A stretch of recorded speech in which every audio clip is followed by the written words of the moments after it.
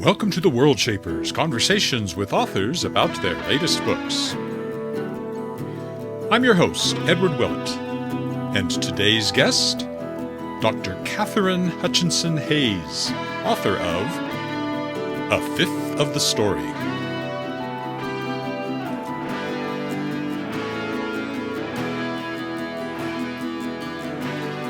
Hi, and welcome to another episode of The Worldshapers, the podcast where I talk to authors about their latest books. My name is Edward Willett, as you can see there on the screen. I looked the wrong way, but anyway, there it is. I am myself an author. My latest book is The Tangled Stars. That's a far future outer space science fiction adventure featuring an AI-uplifted talking cat who becomes a starship captain. And yes, I have said that phrase many times. That's from Daw Books, an ebook and audiobook. It came out in the fall of 2022. Working on other things, but I don't have a new novel that I'm pushing myself right at the moment. However, I am publishing a lot of novels because in addition to being an author, I am a publisher. My publishing company is called Shadowpaw Press, and the first thing I want to mention about Shadowpaw Press is that I am currently running a Kickstarter for a new anthology featuring authors who were guests of this podcast in its fifth year. It will be called Shapers of Worlds Volume 5, from which you can gather there were 4 previous ones. It will be published by Shadowpaw Press.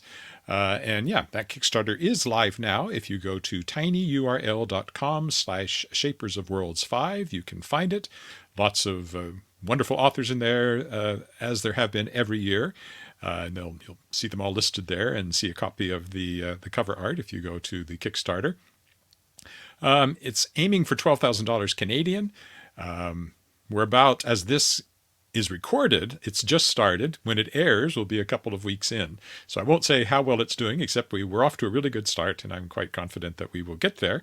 If you check it out, you'll find that there are lots of great backers rewards. There are ebooks, there are audiobooks, there are print books signed by the authors, opportunities for online chats with authors, mentoring, critiquing, editing packages, lots of great stuff. So please do check it out. Again, it's at tinyurl.com/shapersofworlds5. Now, one of the books that I most recently published with Shadowpaw Press was, in fact, Shapers of Worlds Volume 4, which was kickstarted last year. So here's that one, just to give you an idea of what these anthologies look like. Illustrated by Wendy Nordell, who will also be illustrating the new book. There's a black and white illustration for every story. Some great names in the last one as well. Sherry Lynn Kenyon was probably the biggest best-selling name in the last one. So you can find that one everywhere, or go to shadowpawpress.com, which is the publishing website. Also recently out from Shadowpaw Press, 2 other novels, science fiction novels. This is The Headmasters by Mark Morton. It's a young adult dystopian science fiction novel set in northern Ontario where something went horribly wrong at a research facility and alien parasites came through and attached themselves to people. This has caused problems. And this is the book about how they solve those problems, I guess you could say. And then the other one that came out recently is this one by Nir Yaniv called The Good Soldier. It's a military science fiction satire, so you can think of it as MASH meets Starship Troopers or Catch-22 meets Starship Troopers in outer space. I highly recommend this one. It's very funny, and you can find it everywhere as well. And both Nir Yaniv and Mark Morton were guests on the podcast if you want to go back and look at those back episodes from a little earlier this year. Now, coming up next from Shadowpaw Press on May 7th, 2024, are 2 books that I'm very excited about. One is The Downloaded by Robert J. Sawyer. Robert J. Sawyer is, of course, a Hugo and Nebula award-winning author and was a guest on this podcast twice now. We talked about this book back at the beginning of the year. This is his latest novel. It's coming out in print from Shadowpaw Press after having been an Audible audiobook original. So just when that time period ends, this comes out. The audiobook is available now, of course, and features an A-list cast, including Brendan Fraser, to name just one. So you may want to check that out and then get the print copy, May 7th. And then coming out at the same time is this one, The Trader's Son by Dave Duncan, the late, great Dave Duncan, Canadian science fiction and fantasy author who, unfortunately, I never had the chance to have on the podcast. He died in 2018, but his editor, Dr. Robert Runte, edited 2 novels for publication, and they're both coming out from Shadowpaw Press this year. First, this one, The Trader's Son, and then later this summer, Corridor to Nightmare. The Trader's Son is science fiction. Quarter to Nightmare is fantasy. There'll be a joint book launch of The Trader's Son with both Robert J. Sawyer and Dr. Robert Runte and me at the main branch of the Calgary Public Library in Calgary, Alberta. Should you happen to be there on May 7th, you might want to check that out. All right. Well, that takes care of all of my upfront buy my books section of this podcast. So let's talk now about this podcast episode's guest, Dr. Katherine Hayes, and her book, A Fifth of the Story. So I'll just, I had to put on my reading glasses so I can read it, of course. I'll read the bio, and then we'll chat with Katherine Hayes. Author, speaker, educational consultant, and editor Katherine Hutchinson-Hayes has had her hand in leadership for many years. She loves speaking to groups and delivering messages with a quick wit and real-life stories. Katherine is a freelance writer, content editor, a content editor writing coach for Iron Stream Media, and a sensitivity reader for Sensitivity Between the Lines. She's a review board member and contributor to Inkspirations, an online magazine for Christian writers, and her writing has been published in Guideposts. Her work in art and writing is distinguished by awards, including the New York Mayor's Contribution to the Arts, Outstanding Resident Artist of Arizona, and the Foundation's Awards at the Blue Ridge Mountains Christian Writers Conference.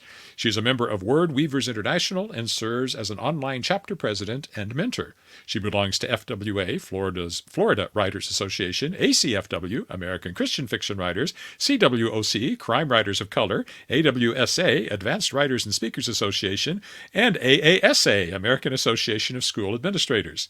She serves on the board of the nonprofit organization Submersions 14 and is an art instructor for the nonprofit organization Light for the Future.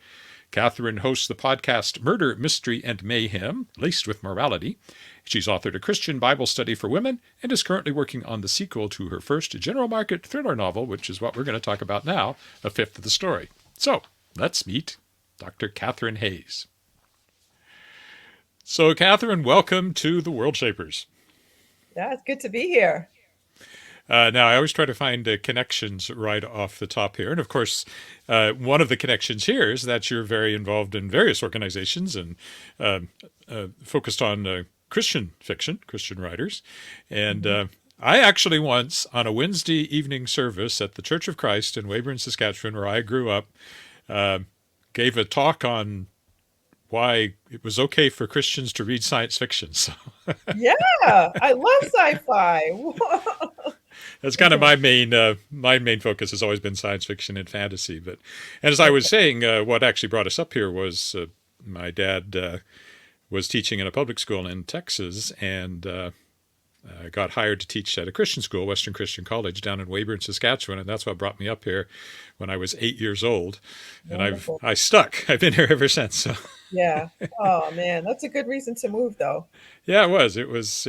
They had moved around a lot, but once he got up here and he got into that school, that's where he was the rest of his life. So I love it. so anyway, enough about me. Yeah. Let's start by. I usually say taking you back into the mists of time, but that could be seen as insulting. So let's No. talk about where you grew up and your background and how you got started on your writing journey. Yeah. Well, I was born in England. I know I don't have the accent to prove it. And that's because I left England with my parents and little brother when I was really young. And we moved to New York.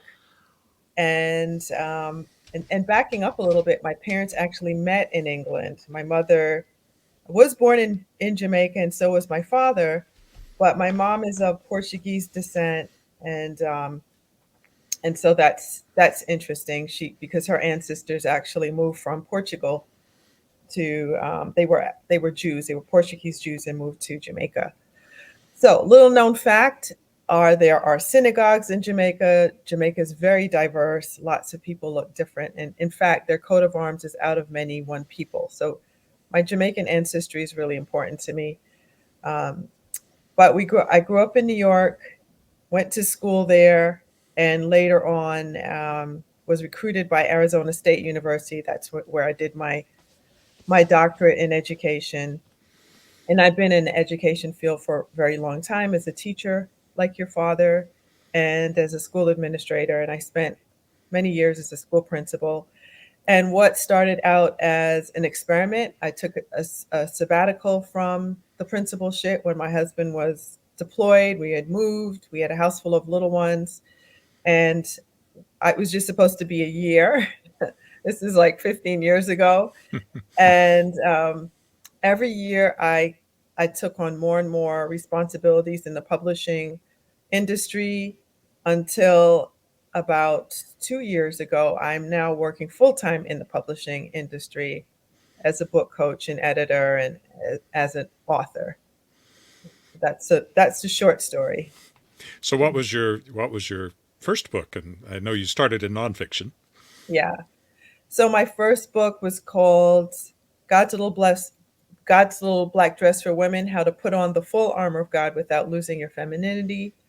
That was a Bible study for women.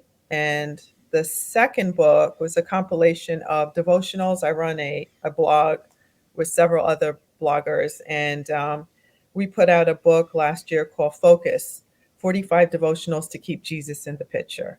Hmm. Mm-hmm. Now, you moved into publishing more and more stuff, but the writing side of things, have you always done that? Like when you were a kid, were you writing things, or as you grew up, has it's always been something that you enjoyed doing? Yeah, in fact, my undergrad degree is English. Hmm.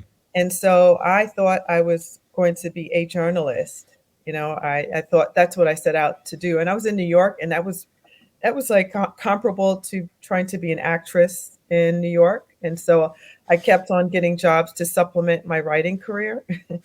I was a columnist for a few magazines in New York, and I started subbing to supplement my income. And I just saw that education was a great field. I figured I could write even as a teacher, as an educator. And I've always written. I've written columns for educational journals. Um, I was an assistant editor and columnist even when I was a school principal. So that love for writing never left. It was always there. That probably means you were a big reader as well. Yes. Yes, we did not grow up with a TV. My father especially hated TV. Um, he just thought there were a lot of bad things on there, and oh man, if he could see what's going on now, he wouldn't complain. But I don't regret it because it forced us to be really creative and imaginative, and the library was just like our favorite place in the world. So it really developed and instilled a love of reading for me. Yeah, and actually that's almost when we moved up here. We had a TV in Texas, but it broke when we put it in the truck and brought it up here, and we didn't get one then. For the next time we got one was when I was sick and bedridden with rheumatic fever for 6 weeks. My parents finally got a TV, so I had something to look at. So I did Wow. have that experience of not having a TV, and that is also about the time when I started. I was always a huge reader, but that is about the time I started writing as well. So I Yeah. think I think getting rid of the TV at a young age is actually actually was a good thing there for a while. Yeah. Yeah. It is. Yeah. Uh, Mhm. Now, in the publishing side of things that you do now, tell me more about what you do as a book coach and Yeah. editor and all those sorts of things. Yeah. So I freelance and I work with different publishers. And so I can take on a client who has completed a manuscript, but it needs another set of eyes, like a developmental edit. Or sometimes I'm even working with writers who just have a concept, and I'm working with them to develop their outline, their synopsis, and then work with them to complete their entire book. So I enjoy both.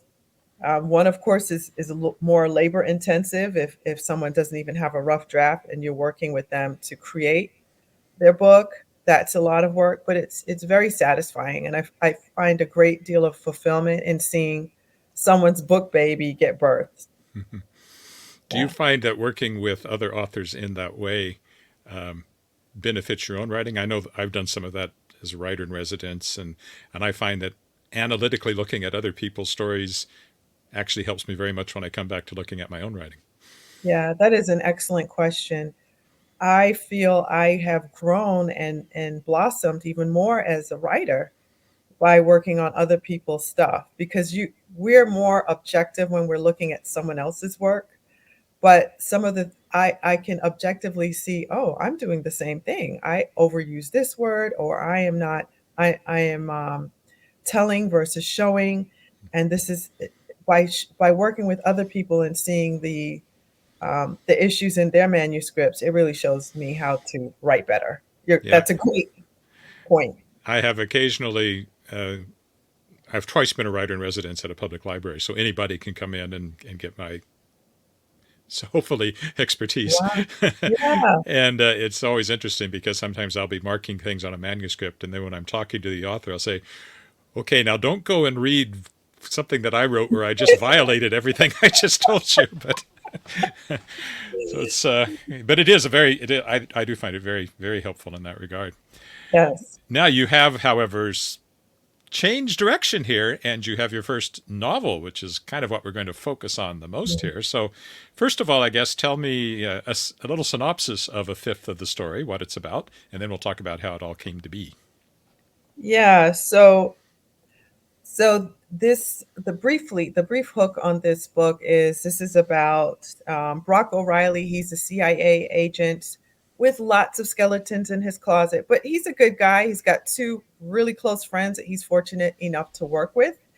And the action begins overseas on one of their missions um, where something goes wrong and they have to come back and report to their boss. But before all of that is even rectified, there's an attack um, in a local establishment where they gather. Several of their workmates are killed, and one of them ends up in the hospital fighting for his life. And throughout that whole time, Brock begins this wild ride in trying to figure out who's behind that. And he's also then another interesting thing is before this happened, that his director has said that she needed the three of them to segue into the FBI, whether for short term or permanently. They weren't sure about that, and something that actually does happen, where people from different intelligence agencies can go into other intelligence agencies, and so um, Brock specifically is his assignment will be to investigate an issue with a breach in the intelligence agencies overall. But he is tangled in this whole world of trying to figure out who was behind the attack, who tried to kill one of his best friends, and unfortunately, he finds out that whoever it is very close to him and his workmates. So, I guess you'd call it a thriller. Would that be an accurate term for Yeah, it?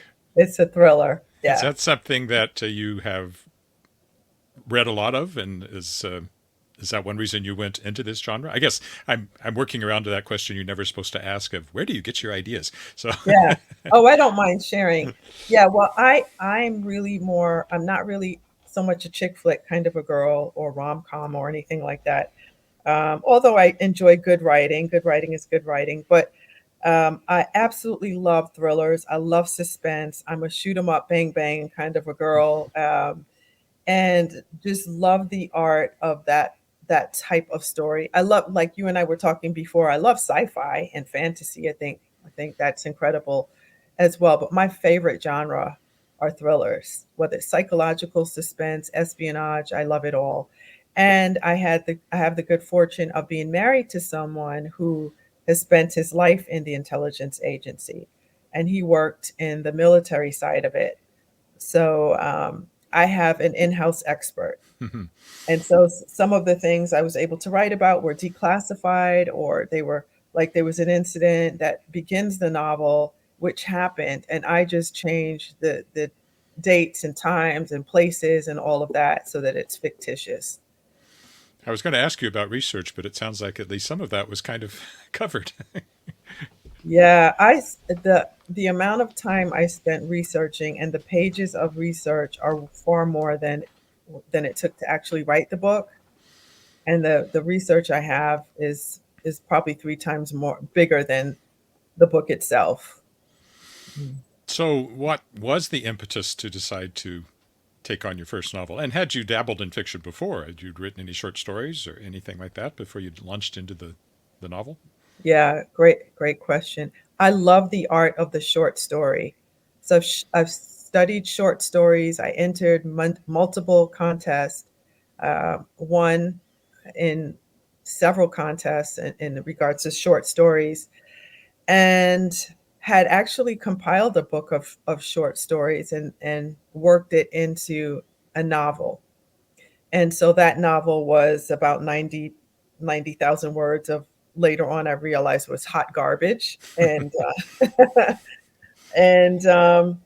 I took the title stayed the same, but the entire story was completely different. And I had the seed of an idea, and I kept that seed. And the seed of the idea was, everyone thinks that there are three sides to the story, but I argue that no, there's what you see, I see, there's what other people see, they're the facts, and then there's what God sees and what he thinks.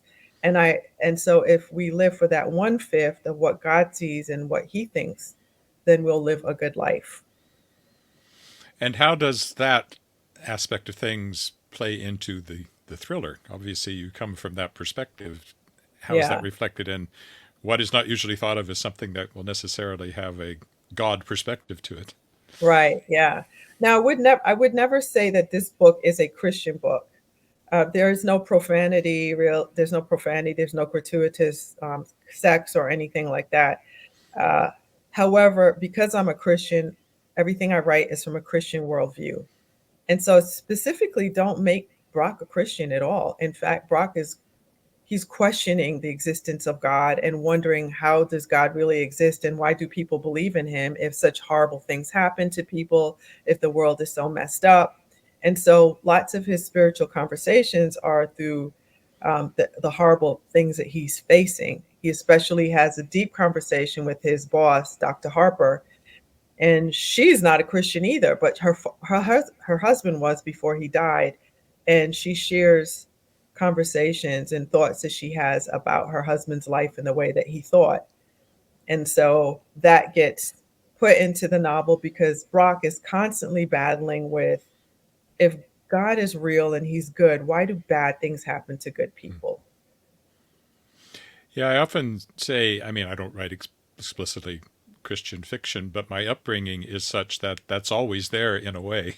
Yeah, And the way that I think of characters and character arcs and all of that sort of thing, there's no question that it feeds into it. And I've talked to others. When I first started, I was in a critique group and a couple of uh, Christian authors there that we all came from kind of that same place, that it's not yeah, necessarily explicit, but it's yeah, always there in your head. And right. like anybody else's upbringing, no matter, Yeah, yeah, that's what's going to be reflected on the page. So I want yeah. to know more about your process. You had the idea and you had a Mhm. lot of research to do. What kind of outlining and planning did you do? Was it very, very detailed, or was it more of a, let's start writing and see what happens? Yeah, so I originally was a plotter because I came out of a nonfiction background where you really have to be very detailed. Even if you're writing a proposal for something, you've got to have your chapter outline, you've got to have a strong proposal and synopsis. And I I started writing that way for this book, outlining. I started doing, the chapter outline and all of that, and then I tossed it. I kept with the seed of the idea. I kept with I kept with a one-page synopsis, and then I flew by the seat of my pants. I became I would say I'm a plantser because I do love structure, so I do have to start with the synopsis and the seed of an idea, and then I knew how my story was going to start. I knew the inciting incident, and I sort of knew how it was going to end, although my characters decided that it was going to end differently. But that's my process, to start with the synopsis, the seed of a really interesting idea to me, and to just see what happens with these characters. Yeah, one of the great, this is episode 160 something of the Worldshapers. And for the first 150, I was focused very strictly on process. and less on new releases. And so I've heard every variation you can think of Yeah. and how people approach writing. And actually, you're pretty close to me. I tend to have a synopsis, at least for several of my novels, I was selling just on the basis of a synopsis to my Wow. publisher. Oh my goodness. And so what I will do is I'll have the synopsis and then I'll start writing and I don't look at the synopsis unless I run into a problem. And then sometimes I'll refer back and think, oh, I actually figured that out before I started. But I was going in a different direction. But I don't want to. I have to go. So I have backed up once or twice because of that. But that's kind Yeah. of the way I work as well. I like plantser. That's a. Yeah. I like that term. Mhm. What about like the actual writing process? Do you like write a certain number of hours a day, or is it more? You sound like you're probably fairly busy, so you have to fit in the writing around other things, I would imagine. Yeah. So I write. I have a mentor. His name is Cecil Murphy. Cecil is now 91, Hmm. but he is so sharp, and he has written 140 books. A few of them became huge blockbuster movies, and so I respect him, and I work with him. If I've so far I've written two books with him, and I'm embarking on my third because I envisioned five books for this series. But he told me very early on that writers write no matter what. And so I took that with me. If I'm working on a project, it comes with me on vacation. It comes with me everywhere, even if it's in the car and I have my laptop and my husband is driving. If we're on a road trip, my practice is to work on a chapter at least. I try to do a chapter a day.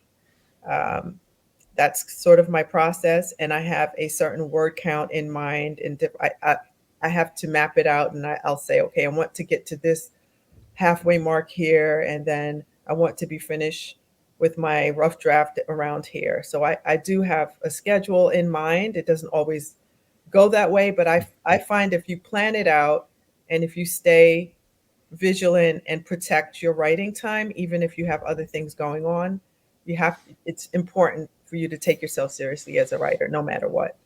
Yeah, and that's something I struggle with because I'm running a publishing company and there's this constant fire hose of stuff coming at me on that side of things. So Yeah, finding time for my own writing is, of course, something yeah, I struggle with. I'm trying to do better, but yeah. I've We're always trying to do better. yeah, that actually describes my characters, I think, as well.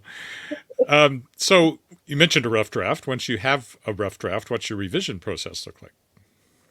Yeah, so I used to hate the revision process, and now I've come to love it I because love revision. yeah, because it's my time to go in and just shape it and mold it and make it pretty, and put in all the touches that I was missing. Make sure I get rid of any plot holes, any redundancy, and just like really flesh out my characters to make them rich and bold, and just leap off the page. So now I've really come to embrace the revision process. It's like I can't wait to finish the rough draft so I can go through and revise it and make it beautiful. How long a process is that? And is it like you do multiple passes through, or do you polish each section and then move on to the next and consider the first part finished, or how does it work for you?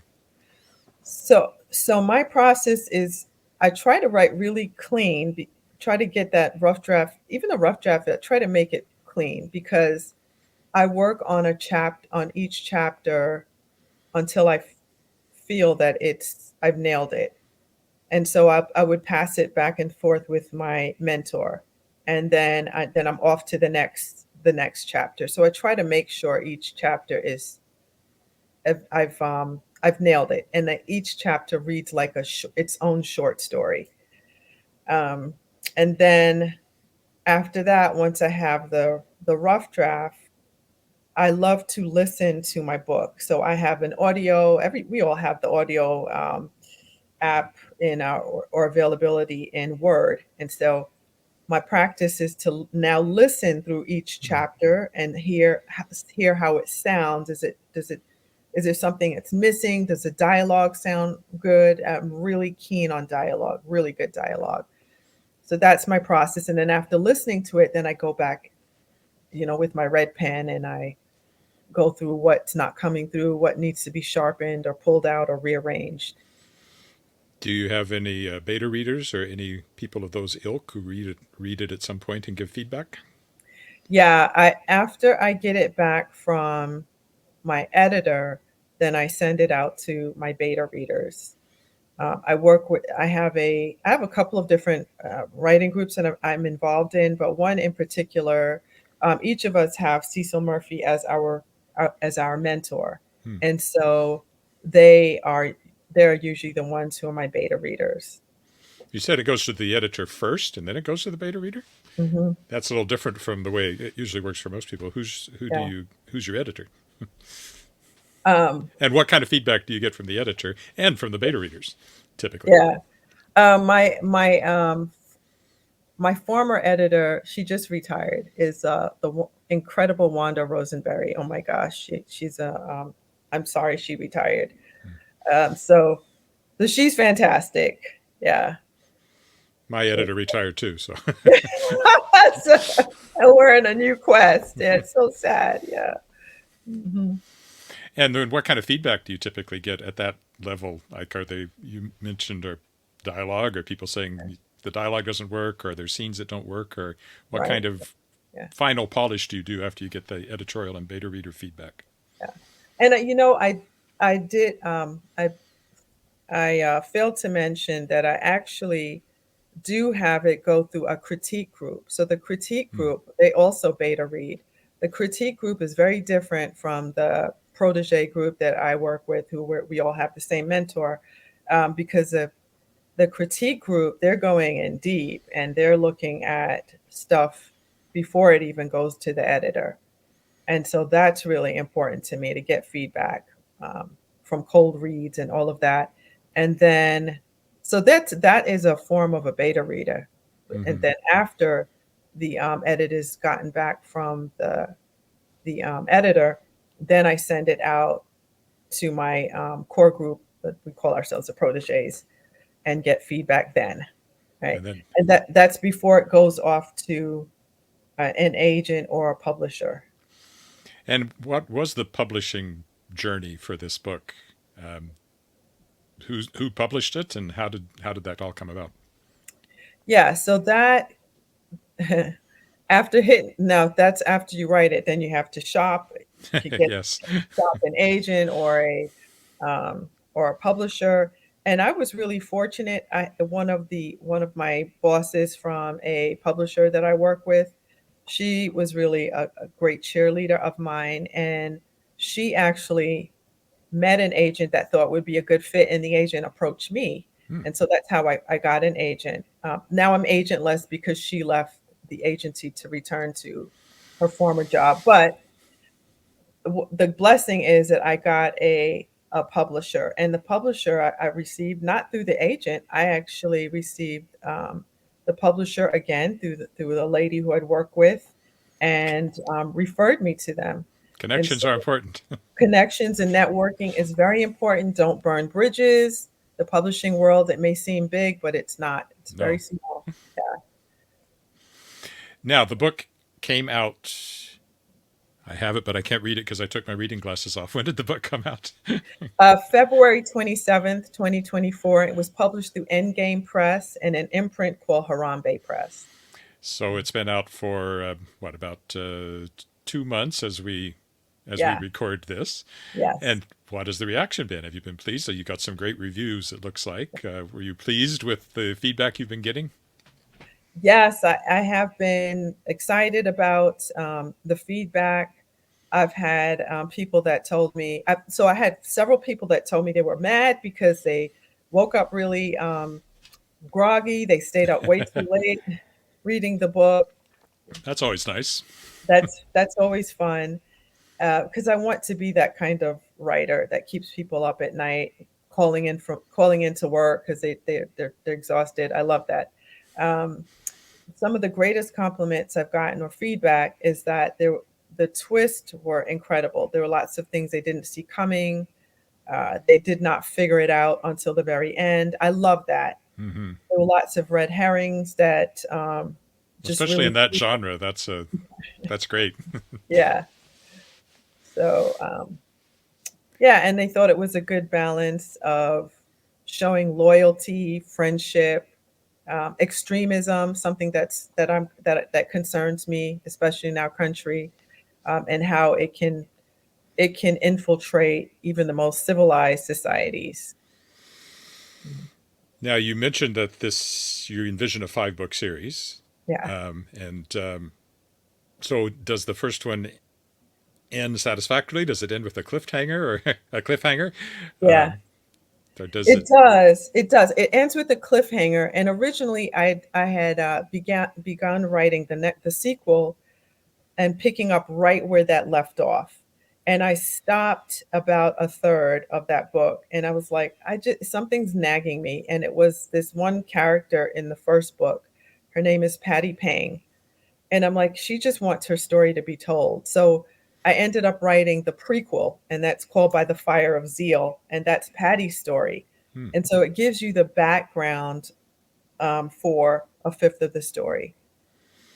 And probably I mean, if it's a prequel and it tells the story of a character who's in the first book, I think readers kind of like that.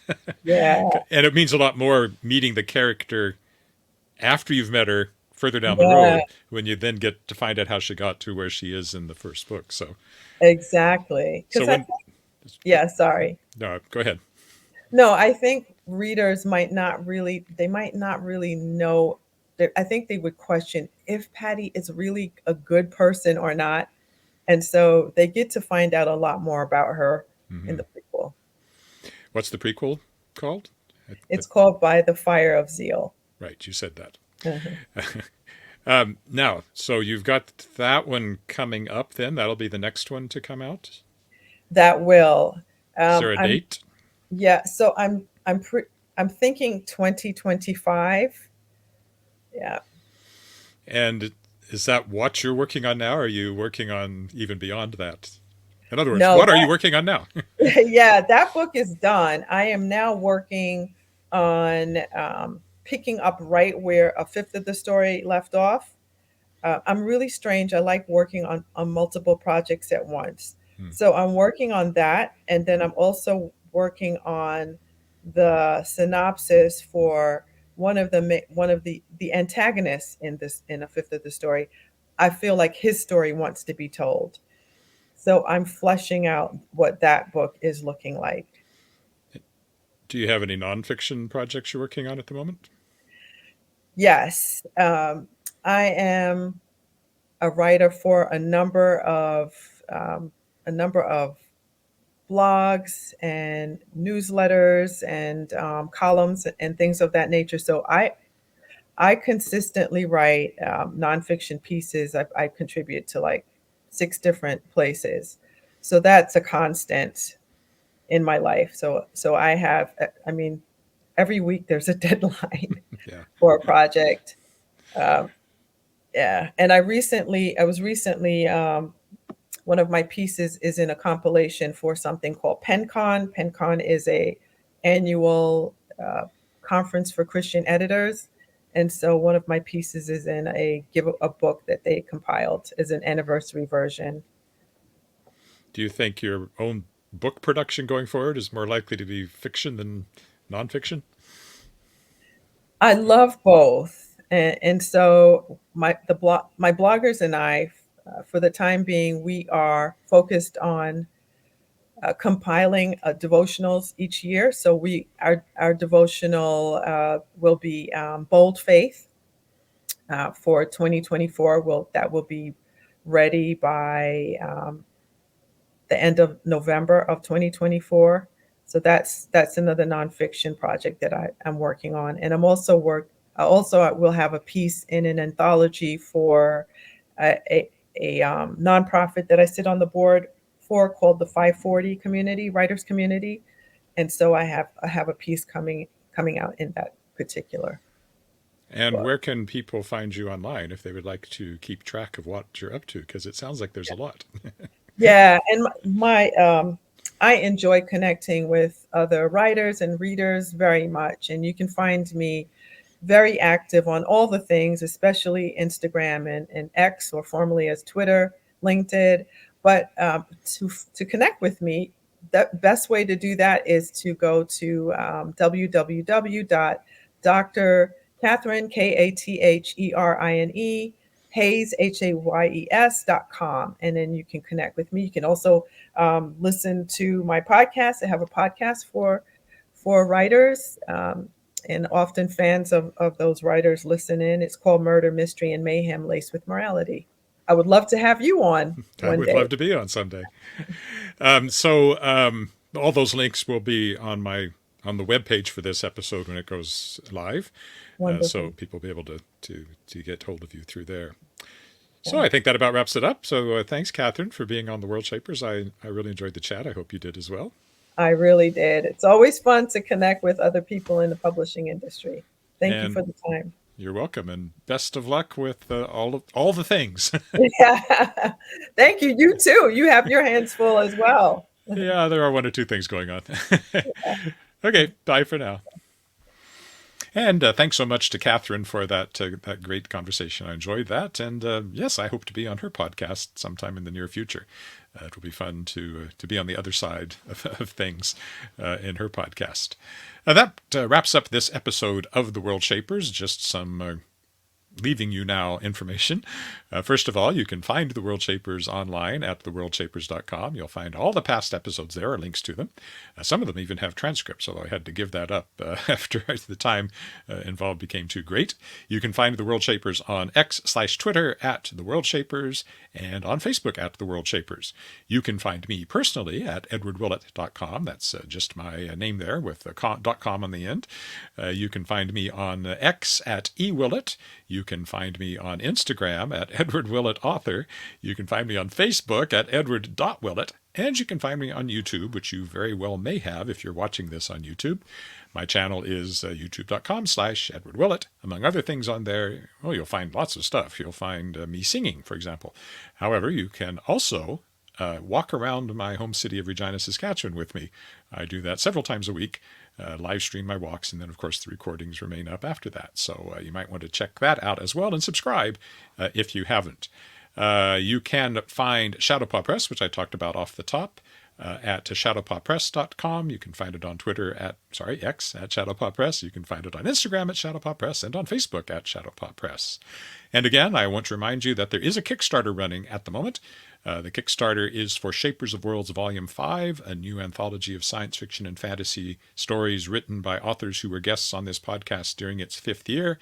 And you can go to tinyurl.com/shapersofworlds5, numeral 5, to kick in and take advantage of some of the great backers rewards. Or if you go to shadowpawpress.com, you'll find a link. Or if you go to theworldshapers.com, you'll find a link, because I put those links everywhere. That's it for this episode of The Worldshapers. I hope you enjoyed it, and I hope to see you back here again next time. Bye for now.